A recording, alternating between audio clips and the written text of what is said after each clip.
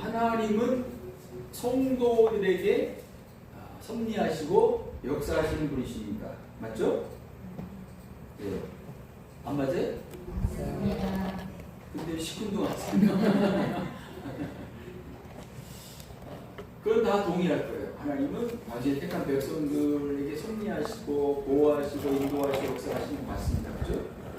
그러면 하나님 믿음이 없는 넌 크리스찬들의 삶에 대해서도 섭리하시고 역사하실까요? 그렇다. 아니다. 그렇다. 그렇다. 네. 아니다는 혹시 있으신가요? 하나님은 믿음이 없는 사람들에게 역사하십니다. 오늘 이제 그 얘기가 나옵니다. 본문 속에서. 결국은 하나님께서 넌 크리스천들이 역사하시고 섭리하실 이유도 뭐냐면 당시에 택한 백성들을 위해서. 그렇죠? 백성들. 하나님은 그런 사람들까지도 도구로 쓰신다라고 하는 걸 볼 수 있습니다.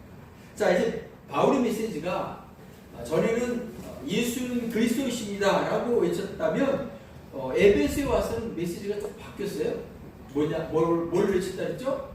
하나님의 나라에 대해서 외쳤다 했어요. 그리고 하나님 나라에는 특징이 있어요. 하나님 나라는 여러분 어떻습니까?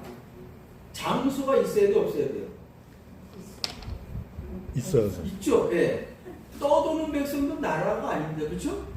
떠도는 백성이 아니죠. 옛날에 여기 한 2000년 전만 해도 어디 이스라엘 민족이죠. 나라가 없이 어떻게 했어요? 떠돌아다니죠. 떠돌아다니다가 1948년에 유엔에 의해서 그 자리에 다시 나라가 이제 세워지게 된 거죠. 장소라고. 하나님 무슨 얘기냐면 예수님도 그렇고 하나님도 그렇고 바울도 그렇고 하나님의 나라에 대해서 메시지 선포할 때 어떤 사람들이 이걸 관념이라 생각하는 거예요. 또 관념적인 하나님의 나라, 어떤 영적인 개념의 하나님의 나라라고 얘기하는데 그렇지 않다는 거예요. 분명히 장소가 있다는 거예요. 그래서 예수님이 뭐라 했어요? 내가 가서 너희를 위해서 뭘 예비한다? 처소를 예비한다. 그게 바로 하나님 나라를 예비한다. 우리가 언젠가는 하나님께서 예비하신 그 천국, 하나님 나라로 어떻게 해요? 가게 된다는 거예요. 거기 살게 된다.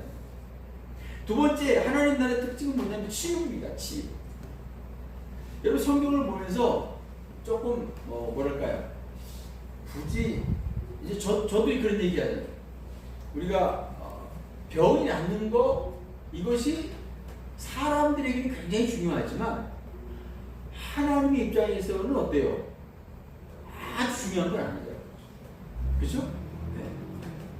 이거 오해하시면 안 되는데, 그러니까 예수님에게 치유받은 사람들이 많잖아요. 그게 목적은 아니라는 거예요. 예수님이 이 땅에 오신 목적은 뭐예요?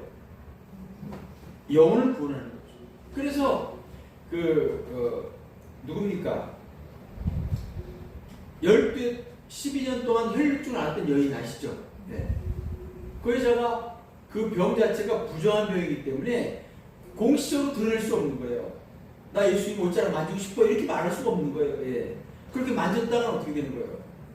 예수님도 부정해지는 거죠.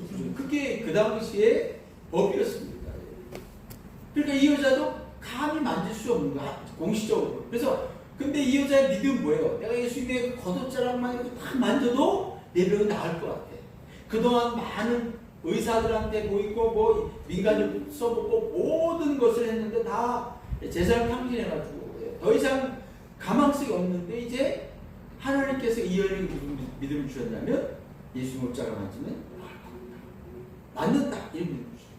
그래서 수많은 물에 둘러싸인 예수님 앞에 은밀하게 이 여인이 다 갔죠. 그래서 어떻게 했어요? 만졌습니까? 안 만졌습니까? 만졌죠. 다 만졌죠. 그랬더니 어떻게 했어요? 여자의 성경에 혈류의 근원이 많을 거겠죠. 그러니까 이 혈류증이라는 건 일종의 여성들이 유출병이죠. 피가 계속 나오는 거죠. 원인도 잘 모르고. 근데 본인이 딱 아는 거지. 딱 아는 거죠. 느끼는 거죠. 느낀 사람 딱 둘이겠죠. 누가 느꼈을까요? 예수님하고 본인하고. 그렇죠. 본인하고 예수님.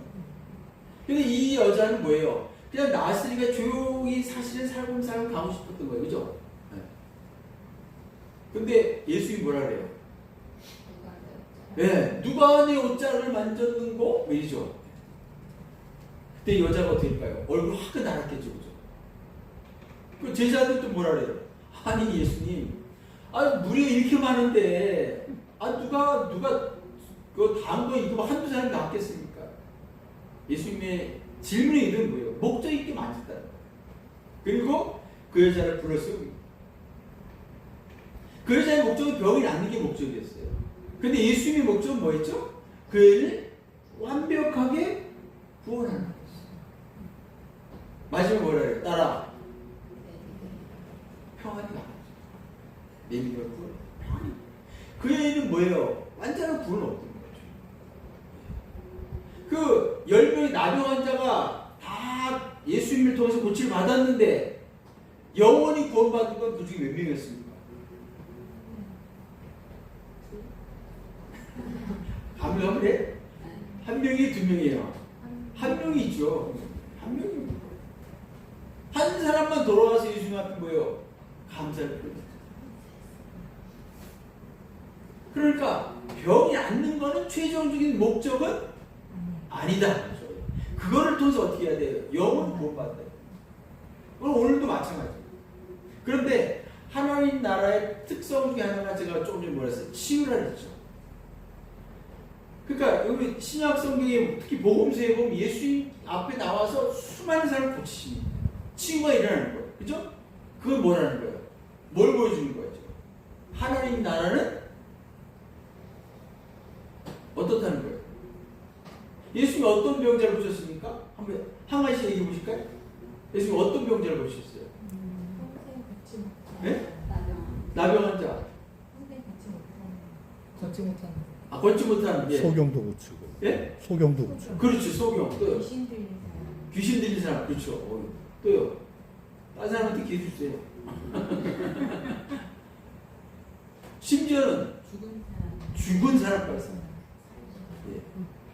그러니까 왜 예수님이 그런 치유를 많이 베푸셨는가? 이건 뭐야? 하나님 나라의 특성이 그렇다는 거예요. 그러니까 그러면 이제 그걸 반대로 생각하면 하나님 나라에는 뭐가 없다는 거예요? 죽음이. 그렇죠. 질병이 없는 거죠. 하나님 나라는 노화가 없는 거예요. 하나님 나라는 질병도 없고 따라서 뭐가 없을까요? 죽음도 없죠. 따라서 슬픔도 없죠. 그렇죠? 영원한 기쁨만 존재해요. 그거를 지금 보여주기 위해서 예수께서 그렇게 많은 병자를 치유하시는 거죠. 세 번째는 우리 김도희 집사님 말씀하셨지만 축사가 뭐죠? 여러분의 결혼식을 축하합니다. 이건 축사죠. 어느 행사에 가서 그렇죠? 축하합니다. 이게 축사인데 이 축사는 뭐예요? 귀신을 내쫓는 거예요. 축사라고. 성경에 보면 예수님께서 귀신 내쫓은 이야기가 굉장히 많아요. 하나님 나라에 뭐가 존재하지 않아요? 귀신이 존재할 수 없는 거예요. 마귀가 존재할 수 없는 거예요. 더 이상 어떤 하나님의 택한 백성들을 방해하고 미혹하고 유혹하는 그런 존재가 있을 수 없어요. 자, 지난주 말씀의 결론은 20절이었습니다. 20절을 잠깐 보시면 이렇게 되어 있어요. 이와 같이 주의 말씀이 힘이 있어 흥왕하여 뭘 얻으니라? 세력을 얻으니라. 말씀이 힘이 있기 때문에 뭐예요? 많은 사람들이 뭐예요? 공동체 안에 들어오게 됐다는 거예요. 그리고 그 사람들이 뭐예요? 어떻게 보면 영적인 뭐가 생긴 거예요? 파워가 있었다는 거예요. 세력을 얻었다는 거예요. 영적인 파워가 생겼다. 그럼 영적인 파워라고 하는 게 이거는 우리가 눈으로 보기에는 사실은 잘 느낄 수 없는 사람도 있습니다. 이제 뭐 이렇게 저 집회 같은 데 가서 이렇게 보면 강의하시는 분들도 보면 아니 순서를 맡아서 이렇게 하시는 분들 다 많이 보면 뭐 제가 다 만든 건 아니겠지만 저분은 참 기도를 많이 하시겠다. 저분은 참 영성이 그리고 뭔가 특별한 분이에요. 이런 게 느껴져요. 어떤 분이 순서 나와서 기도하는데도 기도할 때도 그 기도 소리를 들으면서 정확히 알 수는 없죠. 어쨌든 제 느낌상. 그래서 그런 영적인 에너지, 영적인 파워, 예, 그것을 우리 주한교회 사랑하는 성도들이 좀 가졌으면 좋겠어요. 그럴 때 어떻게 되는 겁니까? 교회가 부흥할 수 있는 거예요. 그리고 그 영적인 파워는 뭐를 통해 생길까요? 그 매개체가 뭘까요? 예? 우리 영적인 파워를 얻는 매개체가 뭐예요? 성령? 성령? 성령? 예, 성령은 당연히 성령 우리에게 그걸 주시겠죠. 우리가 관점에서 우리가 가까이 해야 되고 우리가 먹어야 되고 우리가 들어야 되고 공부해야 되고 그렇죠? 말씀이죠. 성령이 아니라 성경. 예. 하나님 말씀입니다. 가만히 보시면 바울이 말씀을 선포했기 때문에 지금 이런 일이 벌어진 거죠. 말씀 흥하겠다라는 거죠. 말씀 흥하겠다. 그래서 바울은요 싹 사라집니다. 사실. 바울이 사람이 사라진 게 아니라 바울은 전면에 드러나지 않아요. 20절의 말씀에서 주의 말씀이 이미 있었다 그랬어요. 근데 보세요. 그 당시 그 현장을 우리가 딱 보자면 바울 일행들이 있을 거 아니에요. 바울이 중심이 있고 옆에 디모데라든지 뭐 여기 나오는 가이오라든지 뭐 그죠? 몇 사람들이 있잖아요. 다른 제자들이 있잖아요. 그러면 그 당시 에베소 사람들이 볼 때는 이 바울 중심으로 한 사람들이 보였을 거라고요. 그죠? 근데 성경은 뭐라 기록하고 있냐면 그 사람들이 초점 맞추지 않고 주의 말씀이 힘이 있었다. 흥왕의 세력을 얻었다라고 그렇게 정리를 하고 있다. 에베소의 부흥이라고 제가 지난주에 이 어떤 20절의 말씀의 결론은 바로 에베소의 부흥입니다. 사실 우리 전 세계 특히 기독교 역사를 보면 대규모의 그 부흥 운동이 있을 때 반드시 따라오는 게 있어요. 부흥 운동은요 반드시 뭐가 동반돼야 됩니다. 그걸 진정한 부흥이라고 합니다. 오늘 예를 들면 이제 뭐 어느 교회에서 뭐 5가정이 새롭게 등록했습니다. 부흥이다. 그렇게 말할 수 없어요, 사실. 솔직히 말하면 원주에 있는 큰 교회들은 매주 아마 한두 가지 새롭게 등록을 할 거예요. 네. 그 사람들은 뭐예요? 새로운 신자입니까? 아니죠. 우리 같이 작은 교회에 있다가 그쪽으로 가는 사람들, 수평 이동하는 사람. 그건 부흥이 아니죠. 진정한 부흥은요, 뭐가 동반된다고요? 회개가 동반. 회개가. 그 영국 웨일즈, 영국 스코틀랜드, 거기가 뭐 미국도 있죠. 미국도 부흥운동, 뭐 찰스 핀이라든지 뭐 조나단 에드워드라든지 그런 부흥운동들이 있었는데 그 시발점이 영국 스코틀랜드 웨일즈 부흥운동이 있었는데 그 역사책에 보면 이제 책에 보면 뭐가 나오냐면 거기는 이제 영국은 섬나라잖아요, 그렇죠? 뭐가 발달하겠어요? 조선업이 발달합니다. 조선 발달하고 배를 만든 사람들, 노동자들이 굉장히 많은 거예요. 근데 이 부흥운동이 일어나기 전까지 노동자들이 어떻게 했냐면요, 회사에 출근하면 회사에서 있던 도구들 있죠, 네? 장비들, 그 가방에 다 놓고 집으로 가요. 매일. 그러면 회사에서 어떻게 해야 돼요? 장비 맨날 사야지. 근데 이 웨일즈와 스코틀랜드의 부흥운동이 막 일어나니까 그들이 말씀을 받고 은혜 받고 회개하게 되니까 어떻게 된 거예요? 그 다음날부터 이제 집에 가져갔던 회사를 또 딱 가져와. 여러분 우리가 지난주 말씀에서 에베소에서 부흥운동이 뭐였어요? 그렇게 신봉하던 마술책들 어떻게 했어요? 다 갖고 왔잖아요, 그죠? 그 가치가 얼마에 따랐어요? 은 5만 데나리온입니다. 수십억 원 될 거예요. 수백억 원 될 겁니다. 엄청난, 그거를 다 가지고 나와. 그럼 기꺼이 불태우는 거죠. 그게 진정한 부흥인 거죠. 우리나라 부흥운동 한 언제 얘기했죠? 1907년 평양 대부흥운동. 어느 교회? 평양에 있던 장대현 교회. 지금 가볼 수가 없잖아요, 그렇죠? 평양에 있어. 거기서 그 당시에 이제 부흥회라고 안 했고요, 사경회라고 했어요. 사경회. 그러면 사경회가 어느 정도 열리냐면 짧게 하면 한 주, 보통 2주씩 하는 거예요. 그러면 교인들이 성도들이 뭐예요? 하얀 이 집보따리 싸가지고요. 옛날 아시죠? 그림 보면 사진 같은 거 나오잖아요. 다리마리 싸가지고 와서 거기서 집회 참석하고 예배당에서 자고 그러는 거예요. 옛날에 우리 그 기도원 가면 어때요? 그죠? 그랬잖아요. 그죠? 기도원 가면. 기도원에 막 집회가 4번, 5번씩 있으니까요. 그 장대교회에서 모여서 집회하는데 이제 저녁 집회가 끝났을 거 아니에요. 그럼 이제 집회가 끝난 거죠. 근데 이 사람들 어디서 왔어요? 멀리서 왔잖아. 갈 데가 없잖아. 예배당에서 있는 거죠. 그거 뭐 했어요? 말씀을 받고 은혜 받으니까 자기들끼리 뭐 하는 거예요? 또 2차 집회를 하는 거죠. 근데 사람들마다 뭐라 그래요? 나는 이렇게 나쁜 놈, 내가 저는 이렇게 나쁜 놈 라고 회개해요. 그래가지고 장대교회에서 사교회 열리는 이때가 되면요, 평양 시내가 한가했대요. 상가들 다 철시했대요. 물 닫아요. 왜? 하나님 말씀이 중요하다고 생각합니다. 그게 진정한 부흥입니다. 진정한 부흥은 회개로부터 시작됩니다. 회개 없는 부흥은 없다는 거예요. 찰스 웨슬리, 요한 웨슬리의 동생인 찰스 웨슬리가 그런 얘기를 했어요. 나는 그 사람이 지갑에 회개하지 않는 한 그 사람은 회개를 이룰 수 없다. 그게 무슨 말인지 아세요? 네. 입으로 막 헌신하고 뭐가 섬기겠다고 막 하는데 정작 뭐예요? 지갑을 열지 않는다. 이거는 진짜 헌신이에요. 회개가 아니에요. 오늘 말씀은요, 제가 서론하다 좀 길어졌는데, 오늘 말씀이 이제 바울이 3차 선교회 이제 끝났어요. 끝나서 이제 돌아가려고 하는데 누구를 먼저 보냈냐면, 여기 누구를 먼저 보내죠? 디모데와 에라스도를 어디로 보내요? 마게도냐로 보죠. 지금 에베소가 있는 데는 이제 아시아고요. 그 다음에 이제 어디요?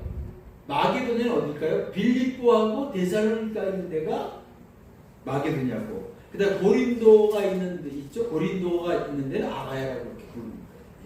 자, 글립 보내는 거죠. 그러니까 빌립보 교회와 데살로니가 교회를 돌고 하라고 보낸 거죠. 그리고 자기는 어디 있는 거예요? 지금 아시아가 어디예요? 에베소에 있는 거예요. 그러니까 에베소 중심으로 한 지금 튀르키예죠. 거기를 과거에는 아시아라고 부르고 있어요. 근데 바울의 마음속에 지금 무슨 생각을 갖고 있죠? 성경가 끝났으니까 원래는 어디로 돌아가야 돼요? 아니죠. 어디서 출발했어요? 안디옥교에서 왔잖아요. 안디옥으로 가야 되잖아요. 근데 바울은 안디옥으로 가지 않고 예루살렘으로 가기로 마음을 먹습니다. 오늘 성경에 나오죠? 21절에 예루살렘에 가기로 작정하고, 그 다음에 뭐라 그래요? 후에 로마도 보아야 한다. 이게 바울의 창대한 계획이에요. 1차, 2차, 3차 선교여행 끝나고 난 뭐예요? 4차라고 하지 않고 로마 여행, 4차라고 얘기하죠. 로마 선교를 떠나겠다라고 하는 이 부푼, 그 설레는 마음을 갖고 있는. 그 두 사람을 아시아로 보내고, 마게도냐로 보내고, 자기는 잠깐 아시아 좀 있다가 이제 예루살렘으로 가려고 하니까, 그러니까 예루살렘으로 가려고 하는 목적은 뭐냐면, 예루살렘으로 가면은 그 가이사라 빌립보라는 그 항구를 거쳐서 가야 돼요. 그러면 가이사라 빌립보에는 그 당시에 로마군이 주둔하고 있는 주둔지입니다. 그래서 거기를 통해서 어디로 가려고 하는 거예요? 로마로 가려고 하는 거예요. 그런데 에베소에서 뭐가 벌어지냐면 소동이 벌어집니다. 소동. 자, 소동의 내용은 간단합니다. 지금까지 에베소에서 바울이 복음을 전함으로 에베소 사람들 어떻게 됐어요? 많은 사람, 유대인이나 이방인들이 다 제사들이 많이 됐잖아요. 제사들이 되니까 마술제 다 버렸죠. 그 다음에 신전에 제사하던 거 이것도 다 안 했겠죠. 그러면 사람이 신전에 드나들지 않으면 어떻게 돼요? 신전 가까이에서 요즘 말로 말하면 뭐예요? 목걸이, 귀걸이, 펜던트, 내지는 뭐 요즘 말 키링 이런 거 있잖아요. 아덴이 그 신상을 은으로 만든 이런 거 있잖아요. 우리도 관광지가 그런 거 많잖아요. 그죠? 그걸 팔던 사람들이 뭐예요? 수입이 갑자기 줄어드는 거죠. 그래서 데메드리오가 사람을 소집하는 거죠. 그러니까 이 데메드리오는 어떤 사람이냐면 그 조합이죠. 조합. 장사하는 사람들의 조합의 대표를 위해서. 조합자죠. 이제 이 당시는 뭐라고 그러냐면 길드라고 그래요. 길드. 그래서 이 길드는요, 그 같은 업을 하는 사람들끼리 조합을 갖춰요. 우리는 노동조합 이런 것처럼. 그래서 거기서 이제 뭐 계획하고 막 이런 거, 자기 상권들을 막 이렇게 자기들끼리만 주고받는 거죠. 그래서 기독교인들이 가난할 수밖에 없는 이유가 뭐냐? 거기에 들어갈 수 없는, 그 길드의 조합에 들어갈 수가 없는 거예요. 그러니까 가난할 수가 없는 거예요. 자, 그래서 이제 이 사람이 모아가지고 그 직공들, 그걸 만들어 파는 사람들에게 그 사실 얘기해요. 너희도 알지? 저 바울이란 놈이 웬만히 하는 사람들이 다 신전도 안 나오고 마술도 불태우고 뭐 사람 만든 거 이거 신이 아니다라고 얘기하는데 우리가 이게 생계가 문제다.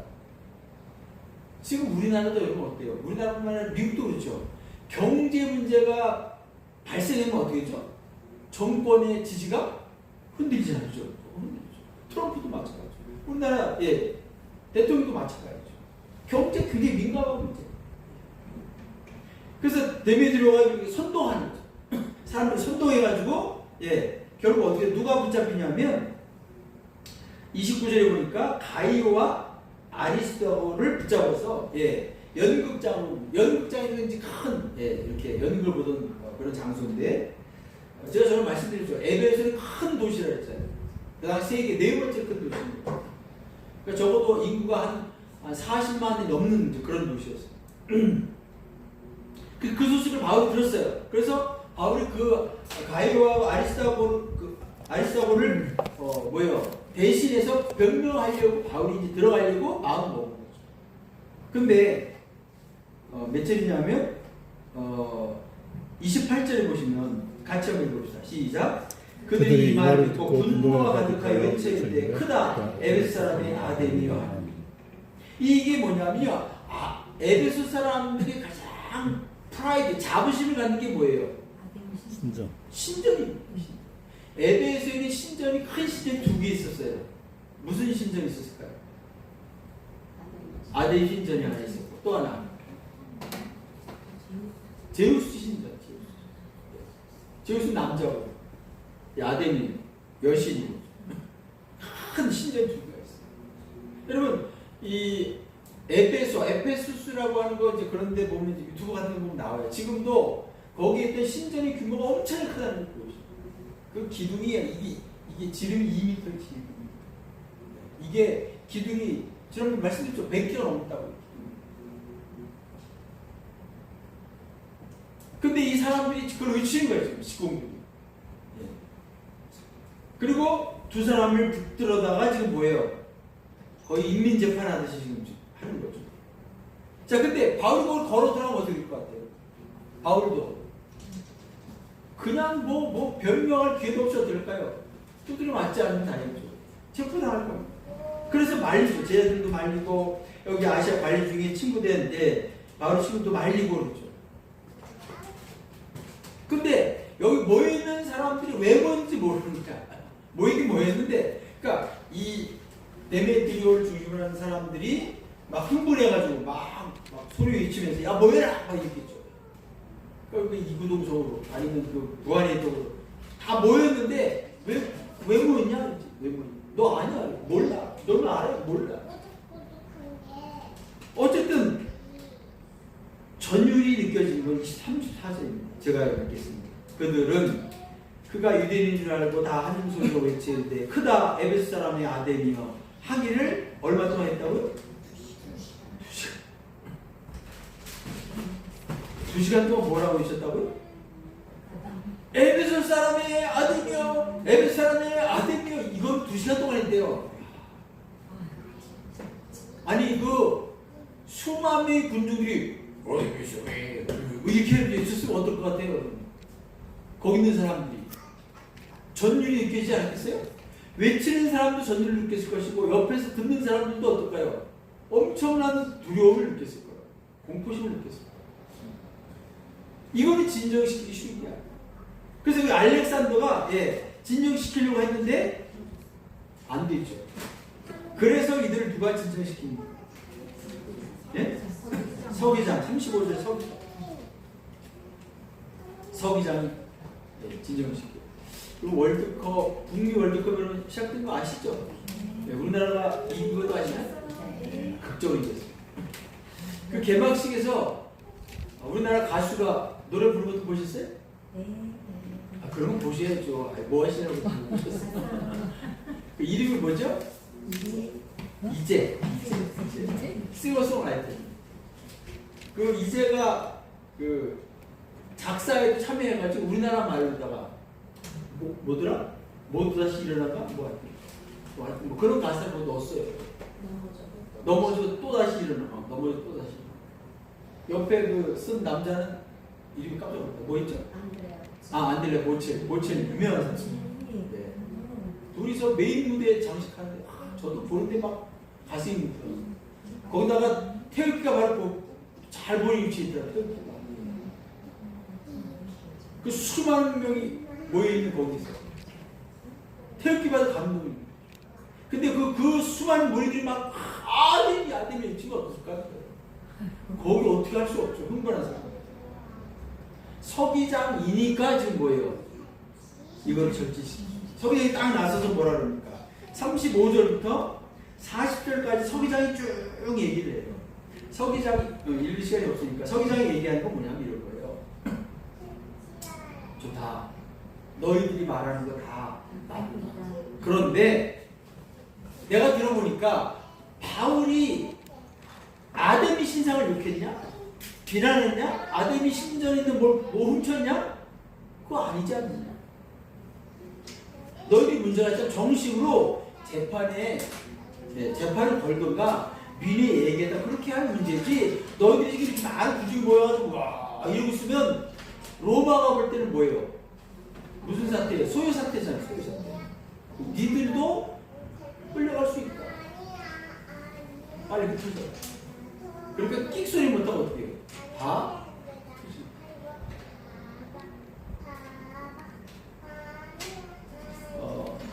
한때는 이제 사람들을 무지몽매한 사람들 무지몽매하게 만들기 위해서 3S 정책이라고 했어요.